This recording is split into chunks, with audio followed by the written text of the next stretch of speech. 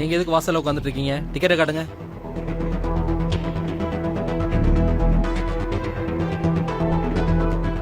Uncle, எங்க கிட்ட டிக்கெட்டே இல்ல. இது எல்லாரும் ஏறுற பேசஞ்சர்ஸ் ட்ரெயின் கிடையாது, பணக்காரங்க போற லக்ஸரியான ட்ரெயின். உங்ககிட்ட டிக்கெட் இல்லைன்னா அடுத்த ஸ்டேஷன்ல இறங்கிடுங்க, இல்லைன்னா ஜெயிலுக்கு போக வேண்டியதா இருக்கும்.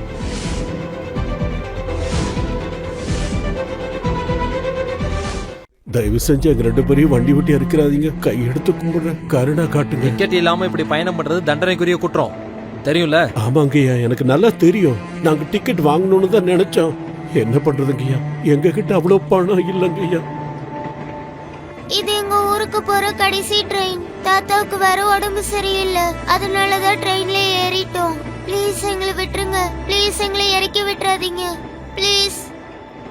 இல்ல டிக்கெட் இல்லாம இப்படி வாசல்ல உட்கார கூடாது. என் பின்னாடி வாங்க. இப்படி சொன்னா எனக்கு அர்த்தம் நாங்க எங்க போவோம்? இவ சொல்றதெல்லாம் உண்மைதாங்கய்யா, எங்களை மன்னிச்சிருங்கய்யா. ப்ளீஸ் டிடிஆர் அங்கிள், எங்களை விட்டுருங்க. என்னோட தாத்தா டிக்கெட் பணத்துக்காக நிறைய கஷ்டப்பட்டாரு. ஆனா அந்த மேஸ்திரி தாத்தா வேலை செஞ்சதுக்கு பணம் கொடுக்காம எங்களை ஏமாத்திட்டாரு. ஆமாங்கய்யா, இவ சொல்றதெல்லாம் உண்மைதான். ப்ளீஸ் எங்களை விட்டுருங்க அங்கிள். உங்களுக்கு என்னால எந்த உதவியும் பண்ண முடியாதுமா. லக்கேஜ் எல்லாம் எடுத்துட்டு ஒழுங்கா என் பின்னாடி வாங்க.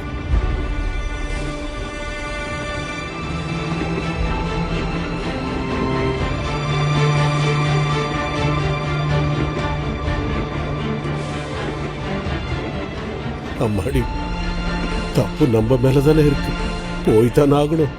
வாமா.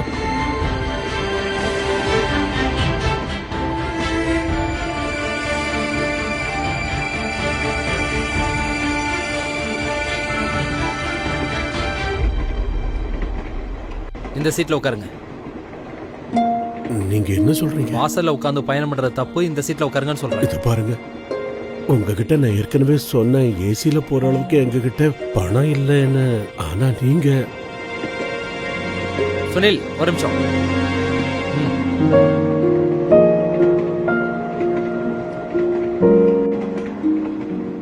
இந்த சீட் புக்கிங் ஆகல, காலியா தான் இருக்கு. இந்த சீட்டை இந்த பெரியவருக்கு புக் பண்ணி கொடுத்துருங்க. ஐயா, உங்க பேரு? கந்தசாமி. Thank you uncle.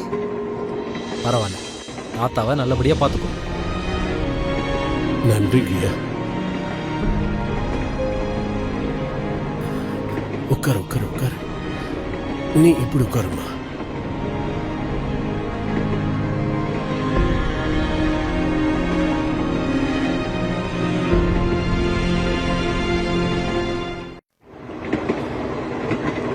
அந்த டிடிஆருக்கு ரொம்ப நல்ல மனசு. இந்த மாதிரி நல்ல மனுஷங்களை இந்த கலியுகத்துல பாக்குறதே ரொம்ப அபூர்வம். ஆமா, இந்த காலத்துல மக்கள் பிச்சை கூட போட மாட்டாங்க. ஆனா இந்த டிடிஆர் ஏசி கம்பார்ட்மெண்ட்ல டிக்கெட் வாங்கி கொடுத்து இவங்களுக்கு உதவி செஞ்சிருக்காரு. இங்க பாருங்க தாத்தா, ஒருவேளை இன்னைக்கு அப்பா இருந்திருந்தா நமக்கு யாரோட உதவியுமே தேவைப்பட்டிருக்காதுல்ல.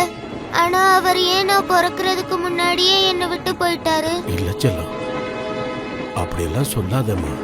உங்க அப்பா ரொம்ப நல்லவர். துபாய்க்கு போய் அவரு கடுமையா வேலை செஞ்சு மாசம் மாசம் பணம் அனுப்பிக்கிட்டு தாமா இருந்தாரு.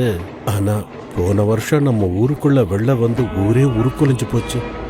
அந்த வெள்ளத்துல நாம செத்து போயிருப்போன்னு உங்க அப்பா நினைச்சிருப்பாரு. நான் என் அப்பாவை பார்த்ததே இல்ல. அவர் வரவே மாட்டாரா? இல்லம்மா செல்லம், அப்படியெல்லாம் சொல்லக்கூடாது. எனக்கு நம்பிக்கை இருக்கு, உங்க அப்பா கண்டிப்பா திரும்ப வருவாரு. அப்பா வராரோ இல்லையோ, நான் உங்களை நல்லா பார்த்துப்பேன் தாத்தா. என்னோட பேத்திங்க.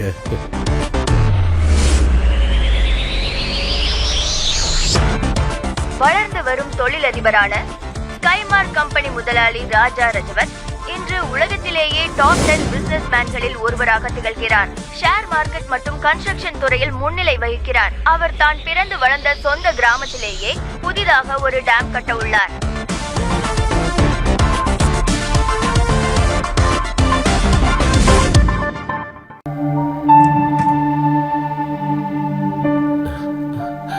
இந்தாங்க.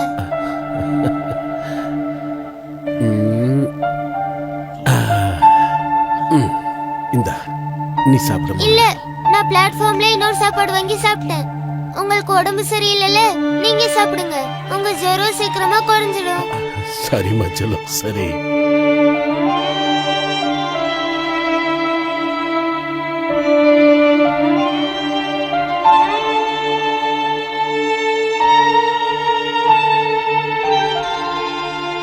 கொடுங்க, நானே டஸ்ட்பின்ல போட்டுறேன். பார்த்து போமா. ம்.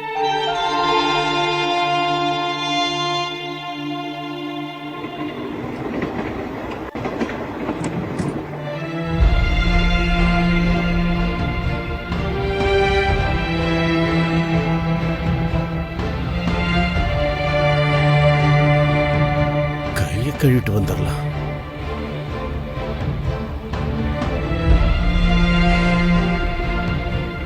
மடி, என்ன பண்ணிட்டு இருக்க நீ?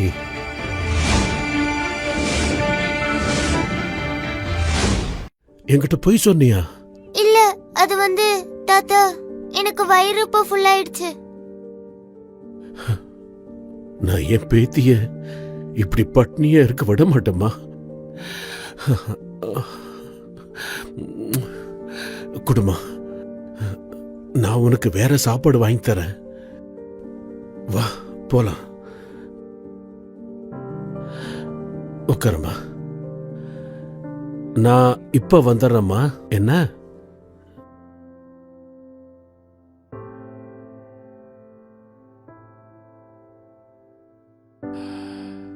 Cheers. Cheers. அட, நிதின் சாரா?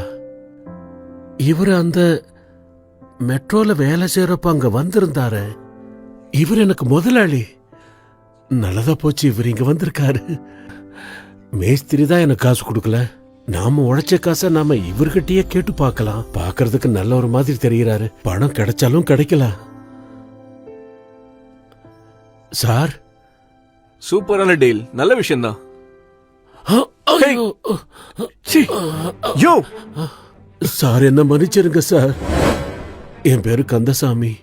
என்ன உங்களுக்கு தெரியுதா? நீங்க செஞ்ச அந்த மெட்ரோ வேலையில வேலை செஞ்ச ஆளுங்கள நானும் ஒருத்தன். அந்த மேஸ்திரி எனக்கு காசு கொடுக்கல சார். அதனால நீங்க எனக்கு என்னோட கூலிய தர முடியுமா சார்? தீபாவளி வரப்போகுது சார். என்கிட்ட பணம் இல்லையே. உன் நாடகத்தை நிறுத்துறியா? நீ யாருன்னு எனக்கு தெரியாது. உன்னோட பணம் உனக்கு வந்து சேரலனா அந்த மேஸ்திரி கிட்ட போய் கேளு. வந்துட்டானுங்க கிளம்பி. சார், மேஸ்திரி கிட்ட நான் கேட்டேன். அவர் பணம் எதுவும் தரல. தீபாவளி வர்றதுனால என் பேத்திக்கு ஏதாவது வாங்கி கொடுக்கலான்னு நினைக்கிறேன் சார். எவ்வளவு பணம் தரணும் உனக்கு?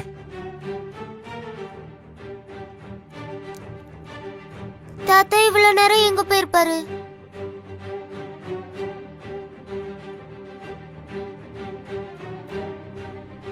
$2000 சார். பணமா வேணும் உனக்கு? உனக்கு எவ்வளவு திமிரு இருந்தா ஏன் கிட்டே வந்து பணம் கேக்குற நீ? கேவலம் 2000 ரூபாய் பணத்துக்காக என்னோட 10,000 ரூபாய் சூட்ட தேவையில்லாம பாழாக்கி இருக்க நீ. ஏன் கிட்டே வந்து பிரச்சனை பண்ணிட்டு இருக்கியா? உன் ரேஞ்சுக்கு நீ எல்லாம் வந்து ஏன் கிட்ட பணம் கேட்டுட்டு இருக்க ராஸ்கல். உன்ன மாதிரி பிளாட்ஃபார்ம்கள் எல்லாம் இந்த ட்ரெயினுக்குள்ள விட்டதே தப்பு.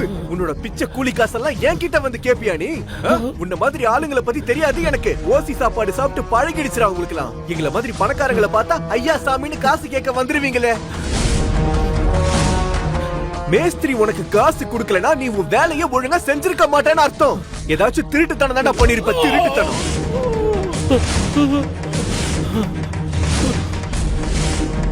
என்ன நான் திருடனா? சார், எப்பவுமே நான் இந்த மாதிரி விஷயத்த பண்ணதில்ல சார். நான் வேலை செஞ்சிருக்கேன். கொட்டுற மழையில, கொட்டுற பனியில, சுட்டரிக்கிற வெயில்ல. நான் ஜுரத்துல கூட வேலை செஞ்சிருக்கேன். ஆனா திருட்டத்தனம் பண்ணதே இல்ல சார். ஆனா நீங்க என்ன திருடன சொல்றீங்க. நான் திருடனே இல்ல சார். இல்ல. தாத்தா, உங்களுக்கு ஒண்ணும் இல்லல? உங்களுக்கு எவ்வளவு தைரியம் இருந்தா உடம்பு சரியில்லாத எங்க தாத்தா அடிப்பீங்க? அவர் கஷ்டப்பட்டு வேலை செஞ்ச காசு தானே கேட்டாரு. இதோ பாருமா, நீ எதுவும் பேசாத, அமைதியாயிரு. இல்ல தாத்தா, நான் பார்த்தேன். நீங்க மழையிலயும் வெயிலையும் ரொம்ப கஷ்டப்பட்டு உழைச்சீங்க. ஓ, உன்னோட தாத்தா அப்படி எவ்வளவு உழைச்சு கிழிச்சிருக்கான்னு சொல்லு. எவ்வளவு உழைச்சிருக்கான்? உண்மையிலே இப்ப எங்க கிட்ட என் தாத்தாக்கு மருந்து வாங்க கூட காசு இல்ல. அவருக்கு வேலை செஞ்சு இடுப்பு வலியே வந்துருச்சு. வேலை செஞ்சு இடுப்பு உடைச்சிக்க சொல்லி உன் தாத்தன் கிட்ட எவன் சொன்னது சொல்லு பாக்கலாம். உங்க 2 பேருக்கும் கொஞ்சம் கூட வெக்கமே இல்லையா? என்கிட்ட பிச்சை எடுக்கிறதுக்குன்னு கிளம்பி வந்துட்டீங்க. இங்க பாருங்க, நான் ஒன்னும் சேரிட்டி எல்லாம் இங்க ஓபன் பண்ணி வைக்கல, புரியுதா? இத பாரு, உன்கிட்ட மருந்துக்கு காசு இல்லனா போ வெளிய சிக்னல்ல போய் பிச்சை எடுத்து அந்த காசுல மருந்து வாங்கு. உன்னால தனியா பிச்சை எடுக்க முடியலனா உன் பேத்தியை கூட்டிட்டு போய் ரோட்ல உட்கார வச்சு பிச்சை எடு, புரியுதா? இத பாரு, தீபாவளி ஃபண்ட நான் இன்னும் ரிலீஸ் பண்ணவே இல்ல. தீபாவளிக்கு அப்புறம் பண்ணலாம்னு இருந்தேன். ஆனா இப்ப சொல்றேன், உங்களுக்கு 5 பைசா கூட தர மாட்டேன். நீங்க அப்படி எல்லாம் பண்ண கூடாது. எங்க தாத்தா கொடுக்க வேண்டிய காசை நீங்க கொடுத்தே ஆகணும்.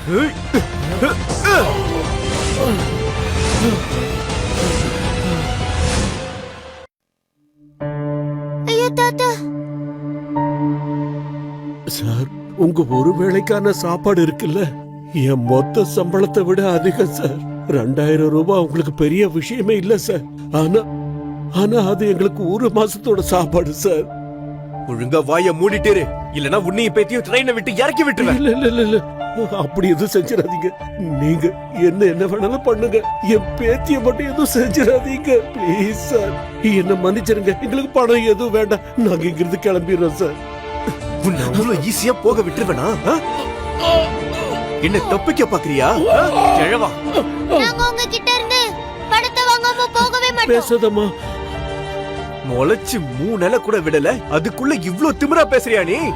ஒழுங்கு மரியாதையா அமைதியா இல்லன்னு வெச்சுக்கோ. இப்பவே லேபர் யூனியனுக்கு கால் பண்ணி உன் தாத்தா மேல கம்ப்ளைண்ட் பண்ணிடுவேன், புரியுதா? அதுக்கப்புறம் இந்த ஆளால எந்த வேலையும் செய்ய முடியாது. வேண்டாம் சார், அப்படி செஞ்சிடாதீங்க. நான் மன்னிப்பு கேட்டுக்கிறேன் சார், அப்படி மட்டும் செஞ்சிடாதீங்க. வாடச்சலும் நெல்ல, உன்னால 10 பைசா கூட என்கிட்ட பணம் வாங்க முடியாது. ஆனா பணத்தை கொடுத்துட்டு போலாமே. பணமா? என்கிட்ட இருந்தா? ஆமா, என் காஸ்ட்லி ட்ரிங்க கொட்டிட்ட, என் காஸ்ட்லி சூட்டையும் கெடுத்துட்ட. இதுக்கெல்லாம் சேர்த்து நீ 10,000 ரூபாய் எனக்கு கொடுத்ததுக்கு அப்புறம் இங்க இருந்து நீ கிளம்பலாம். நான் செஞ்ச வேலைக்கு எந்த பணமும் தரல. இப்ப நீங்க என்ன அடிக்கவும் செஞ்சுட்டீங்க. என்ன பணம் தர சொல்றீங்களே? ஏன்னா உன்ன மாதிரி ஓசி சோறுக்கு அலையிறவனுங்களுக்கு எல்லாம் இப்படிதான் பாடத்தை புகட்டி ஆகணும். இல்லனா நீலாம் என்ன மாதிரி பணக்காரங்களை தொல்லை பண்ணிட்டே இருப்ப. அதனால ஒழுங்கு மரியாதையா 10,000 ரூபாய் பணத்தை எடுத்து வை. அப்படி இல்லன்னு வை, உன்னை வேலை செய்யவே விட மாட்டேன். அப்புறம் நீ வெளியில போய் பிச்சை தான் எடுக்கணும், புரியுதா? எங்க தாத்தாவுக்காக நான் வேலை செய்வேன், ஆனா அவரை மட்டும் பிச்சை எடுக்கவே விட மாட்டேன். இதெல்லாம் ரொம்ப தப்பு. அவர் வேலை செஞ்சதுக்கான பணத்தை ஏன் கொடுக்க மாட்டேங்கிறீங்க? அவரு உழைச்சதுக்கான கூலியை தான் கேக்குறாரு. உங்ககிட்ட பிச்சை ஒன்னும் எடுக்கல. அட்லீஸ்ட் இவர் வயசுக்காவது மரியாதை கொடுங்க. பாருங்க, இது தீபாவளி டைம், இந்த மாதிரி பண்ணாதீங்க. அவர் பணத்தை திருப்பி கொடுங்க. இதுல யாருமே தலையிடக்கூடாது சொல்லிட்டேன். எனக்கு பெரிய பெரிய லெவல்ல இன்ஃப்ளூயன்ஸ் இருக்கு. எவனாவது இந்த விஷயத்துல தலையிட்டீங்க, அப்புறம் உங்க நிலைமையும் மோசமாயிடும், ஜாக்கிரதை. கிழவா, என்ன பாத்துட்டு இருக்க? உன்கிட்ட தானே சொன்ன, ஒழுங்கா காசை எடுத்தீங்க டேபிள்ல வை, வச்சிட்டு போயிட்டே இரு. ஐயா, சத்தியமா சொல்றேன், என்கிட்ட சாப்பிட கூட காசு இல்ல. என்கிட்ட பணம் இருந்தா எதுக்கு சார் உங்ககிட்ட வந்து கேட்க போறேன்? தப்பு என் மேலதான் சார், என்ன மன்னிச்சிருங்க. எங்களுக்கு பணம் இல்ல, வேண்டாம், எங்களை விட்டுருங்க சார். வாய மூடு, சும்மா பேசிட்டே இருக்காத. புலம்பல நிறுத்திட்டு மரியாதையா 10,000 ரூபாய் பணத்தை எடுத்து வை. இல்லன்னு வெச்சுக்கோ, உன்னையும் உன் பேத்தியையும் நான் சும்மாவே விட மாட்டேன், ஜாக்கிரதை. என் பேத்தி மட்டும் எதுவும் செஞ்சிடாதீங்க, பாவம் இன்னும் சாப்பிட கூட இல்ல. இருங்க, என்கிட்ட எவ்வளவு பணம் இருக்கும் அது உங்களுக்கு கொடுத்துறேன். பாக்கி பணத்தை நான் அப்புறமா தந்துடுறேன். என்னது இது? என்னது? என்னையும் பிச்சைக்காரன் நினைச்சியா?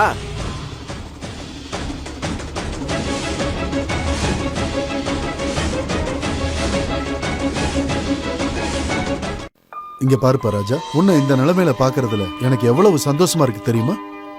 எனக்கும் தான். சின்ன வயசுல இருந்தே உனக்கு ஏதாவது சாதிக்கணுங்கிற வெறி இருந்துகிட்டே இருந்துச்சு. உன்னோட விடாமுயற்சியால அதை இப்ப நீ சாதிச்சிட்ட. இன்னைக்கு நீ உன் பேர் மட்டும் இல்ல, உங்க அப்பா பேரு, உங்க ஊரோட பேரு, நம்ம எல்லாரோட பேரையும் நீ பெருமைப்படுத்தி இருக்க. இதை விட ஒரு நல்ல விஷயம் வேற என்ன இருக்க போகுது? என்ன நீங்க எப்படி சொல்றீங்க? இதெல்லாம் ஆரம்பிச்சதே நீங்க தானே. இதெல்லாம் நீங்க சொல்லி கொடுத்ததுலயும் உங்க ஆசீர்வாதத்தாலையும் கிடைச்சது மட்டும்தான். என்னோட ஆசீர்வாதம் உனக்கு எப்பவுமே இருக்கும்பா. நான் உன்னை பார்த்த உடனே நான் அடையாளம் தெரிஞ்சுக்கிட்டேன். சரி, இப்ப நான் போயிட்டு வரேன்.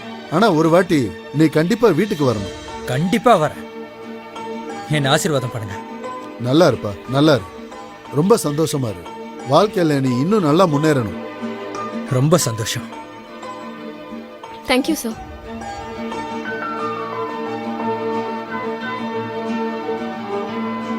ரீமா, நான் கொஞ்சம் வாக் போயிட்டு வந்துடுறேன். Okay sir.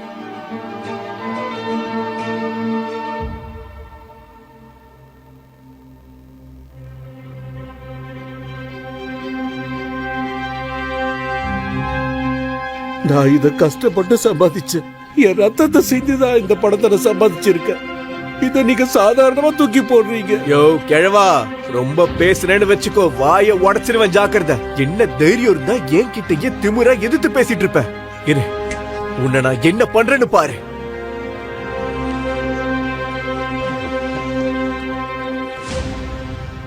Hello union officer, நான் நிதின் பேசுறேன்.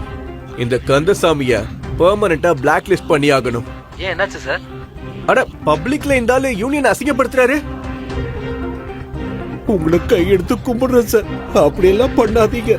நான் வேற வேலை தேட முடியாது. இந்த வேலையை தான் நம்பி இருக்கேன் சார்.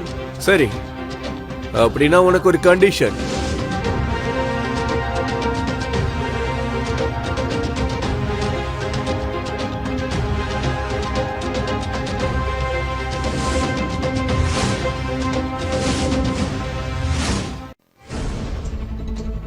இப்போ இந்த ஃப்ளோரை உன் சட்டையை வச்சு உடனே சுத்தம் பண்ணி ஆகணும்.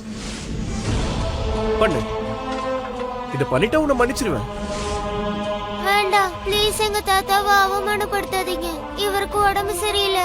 வேணும்னா நான் க்ளீன் பண்றேன். இல்லம்மா, நீ எதுவும் பண்ணாத. என்ன மன்னிச்சிருக்க சார். நான் பெரிய தப்பு பண்ணிட்டேன். என்கிட்ட இவ்வளவுதான் சார் பணம் இருக்கு. சீக்கிரமா உடைச்சு உங்க பாக்கி பணத்தை கொடுத்துறேன் சார். என்ன மன்னிச்சிருங்க. எனக்கு அதெல்லாம் தெரியாது. உங்க 2 பேர்ல இப்ப யாராவது ஒருத்தர் இதை கிளீன் பண்ணியே ஆகணும். அதுக்கப்புறம் உங்களை மன்னிக்கலாமா வேண்டாமான்னு நானே யோசிக்கிறேன். கமான்.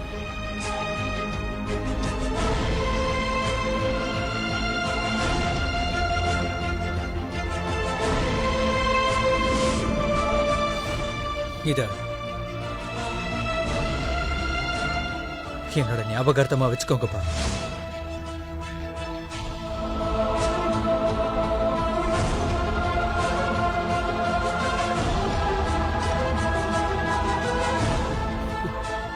சார், இது எல்லாத்தையும் சேர்த்தா எப்படியும் 10,000 ரூபாய் வரும் சார்.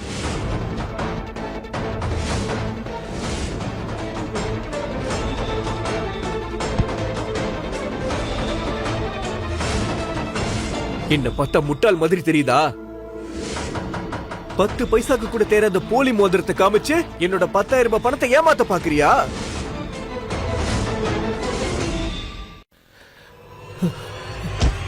தாத்தா,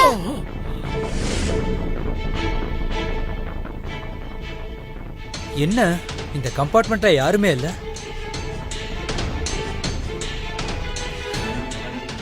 உங்களுக்கு ஒண்ணும் ஆகலையே? உங்களுக்குலாம் மனசாட்சியே இல்லையா? இப்படியா எங்க தாத்தாவை போட்டு மிதிப்பீங்க? என்கிட்ட திமிரா பேசுற உன்ன? ஐயோ ஐயோ, கடவுளே, சின்ன பொண்ணு அடிச்சுட்டாரு. ஐயோ, ரத்தம். இப்படி அடிச்சிட்டீங்களே. அடுத்த ஸ்டேஷன் வர ஹாஸ்பிட்டல் போலாம். உனக்கு எதுவும் ஆகாதுமா. கிழவா, நீ எங்கேயும் போக முடியாது. உங்க இஷ்டத்துக்கு நீங்க இங்க உள்ள வந்திருக்கலாம். ஆனா நான் இஷ்டப்பட்டதான் வெளியே போக முடியும். புரியுதா? ஐயோ கடவுளே, இந்த குழந்தைக்கு தலையில பலமா அடிபட்டிருக்கு. ரத்தம் வர வருது. எனக்கு ரொம்ப பயமா இருக்கு. இங்க பாருங்க, உங்களுக்கு பணம் தானே வேணும்? அதை வேணா நான் கொடுத்துடுறேன் உங்களுக்கு. தயவு செஞ்சு இந்த மாதிரி எல்லாம் நடந்துக்காதீங்க. அந்த கடவுளுக்காவது கொஞ்சம் பயந்து நடந்துக்கோங்க. தம்பி, நீ ரொம்ப எல்லை மீறி போறப்பா. இறக்கம் இல்லாம நடந்துக்கிறீங்க. உங்களுக்கு எல்லாம் கொஞ்சம் கூட மனிதாபிமானமே இல்லையா? நீங்க எல்லாரும் நான் என்ன செய்யணும் செய்யக்கூடாதுன்னு எனக்கே பாடம் எடுத்துட்டு இருக்கீங்களா? எது சரி தப்புன்னு எனக்கு தெரியும். நிறுத்துங்க. நல்ல வேலை சார், நீங்க வந்துட்டீங்க. பாருங்க சார், இந்த ஆளை, இந்த பெரியவரையும் அந்த குழந்தையையும் எப்படி போட்டு அடிச்சிருக்காருன்னு. ஆமா சார், எங்க கிட்டயும் ரூடா நடந்துக்கிறாரு. எல்லாரும் கொஞ்சம் அமைதியா இருங்க.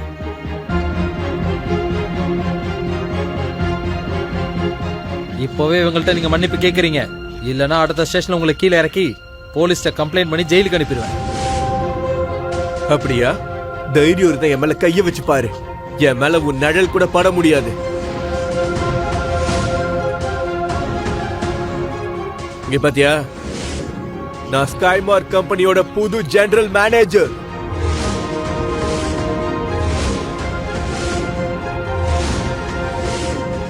என்னாச்சு? வாயடிச்சு போயிட்டீங்களா? சார், எங்களுக்கு உதவி செய்யுங்க. என்ன மன்னிச்சிருங்க ஐயா, இந்த விஷயத்துல உங்களுக்கு என்னால ஹெல்ப் பண்ண முடியாது. பாவம் இவரு இந்த வயசுல இவ்ளோ கஷ்டப்பட்டுட்டு இருக்காரு. நம்மளால எதுவும் செய்ய முடியல. யாருக்கிட்ட பணம் இருக்கோ அவங்க பேச்சதான் இந்த உலகம் கேட்கும். யூனிஃபார்ம்ல இருந்தா நீ என்ன பெரிய பருப்பா? இல்ல சார், நீங்க என்ன தப்பா புரிஞ்சுக்கிட்டீங்க. நான் என்னோட டியூட்டியை தான் செஞ்சேன். உன் டியூட்டிய கால் தூசி. நான் நினைச்சேன்னா உன் யூனிஃபார்ம கழட்டி உன்னை அம்மனமா இங்க ஓட விட்டுருவேன். ஜாக்கிரதை. இதுங்களுக்கு சப்போர்ட் பண்ணி உனக்கு எவ்வளவு தைரியம் இருந்தா என்ன மன்னிப்பு கேட்க சொல்லுவேன்? சார், இந்த விஷயத்தை பெருசு பண்ணாதீங்க. கந்தசாமி ஐயாவை மன்னிச்சிருங்க. கந்தசாமி ஐயாவா? இந்த ஆள் என்ன உனக்கு முதலாளியா ஐயாங்கிற? இந்த மாதிரி பணத்துக்கு அலையிற பரதேசிங்களுக்கு எல்லாம் மன்னிப்பே கிடையாது. தண்டனை மட்டும் தான் கிடைக்கும். புரிஞ்சுதா? எல்லாரும் காதுல வாங்கிக்கோங்க. சார், கொஞ்சம் இறக்கம் காட்டுங்க சார். பாப்பாவோட நிலைமையை கொஞ்சம் பாருங்க சார்.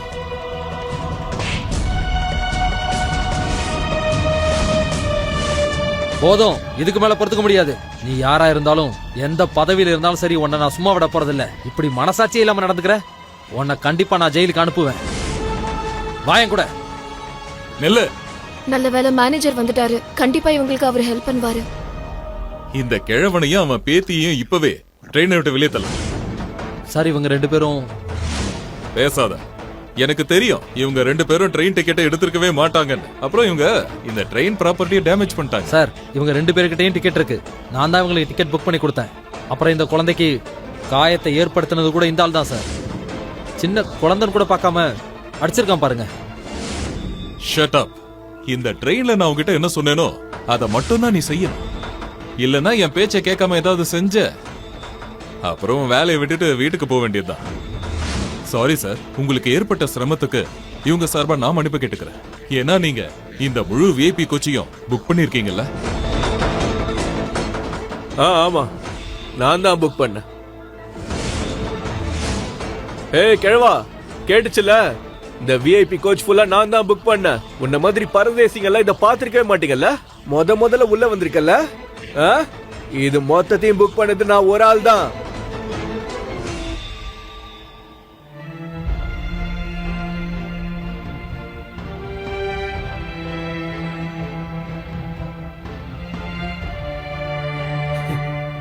ஐயா, நீங்க சொன்னது சரிதான். எங்களை மாதிரி ஏழைங்களுக்கு உங்களை மாதிரி பணக்காரங்களை பத்தி என்ன சார் தெரியும்? எங்களை மாதிரி ஆளுங்களுக்கு 2 வேளை சாப்பாடு கிடைச்சால அது பெரிய விஷயம் சார். தயவு செஞ்சு என்னையும் பேத்தியும் டாக்டர் கிட்ட போக விடுங்க சார். அவளுக்கு பலம் அடிபட்டிருக்கு சார். நான் ஒண்ணு உங்களை தடுக்கலையே. என் பணத்தை கொடுத்துட்டு நீங்க எங்க வேணாலும் போய் தொலைங்க, எனக்கு என்ன? நான் எல்லா பணத்தையும் திருப்பி கொடுத்துறேன் சார், என்ன நம்புங்க. ஆனா இப்போ என் பேத்திய டாக்டர் கிட்ட கூட்டிட்டு போக விடுங்க சார். அவ மயக்கத்துல இருக்கா. உன்னை நம்புறதுக்கெல்லாம் நான் தயாரா இல்ல. நீயும் உன் பேத்தியும் பணம் தராம எங்கேயும் போக முடியாது.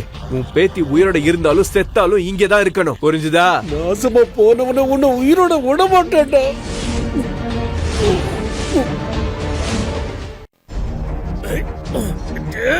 ஐயோ, இந்த குழந்தை மயக்கத்திலேயே இருக்கு. நான் போய் ஃபர்ஸ்ட் எய்ட் பாக்ஸ் எடுத்துட்டு வரேன். கிழட்டு நாயே, என் மேலேயே கை வச்சிட்டல நீ. இப்ப பாரு உன்னை என்ன செய்யறேன்னு பாரு. உன் வாழ்க்கை முழுக்க நீ வருத்தப்பட போற. காட்ஸ், இவங்க 2 பேரையும் நீங்க அடிக்கிற அடியில இவங்க அதை என்னைக்கும் மறக்கவே கூடாது. ஒருவேளை இவங்க உயிருக்கு ஆபத்து ஏற்பட்டா நீங்க ஜெயிலுக்கு போறதை யாராலையும் தடுக்க முடியாது. அப்புறம் மேனேஜர் சாராலையும் உங்களுக்கு ஹெல்ப் பண்ண முடியாது. என்ன ஜெயிலுக்கே அனுப்புனாலும் 2 நிமிஷத்துல பெயில் வாங்கிட்டு நான் தாராளமா வெளியே வந்துருவேன். அமைதியா ஓரமா நில்லு. காட்ஸ், என்ன பாத்துட்டு இருக்கீங்க? அடிங்க. எல்லாரும் வாயை மூடிக்கிட்டு அமைதியா பின்னாடி போங்க. போங்க. ஹேய் ஹேய், பின்னாடி போ. ஐயோ, வேண்டாம் வேண்டாம், அவனோட பண்ணாதீங்க. வேண்டாம்.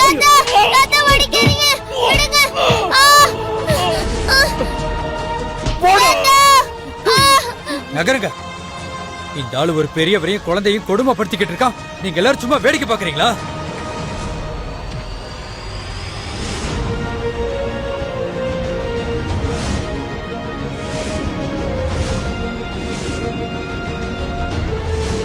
யாரா நீ? அவ்வளோ தைரியமா உனக்கு?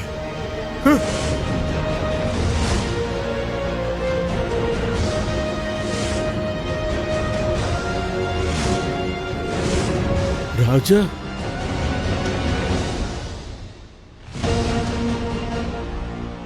அப்பா, ராஜா, அடுத்து என்ன நடந்ததுன்னு தெரிஞ்சுக்க The Second Class Billionaire இப்போதே கோகோ டிவி ஆப்பை டவுன்லோட் செய்து 7 நாட்கள் இலவச ட்ரையல் பெறுங்கள்.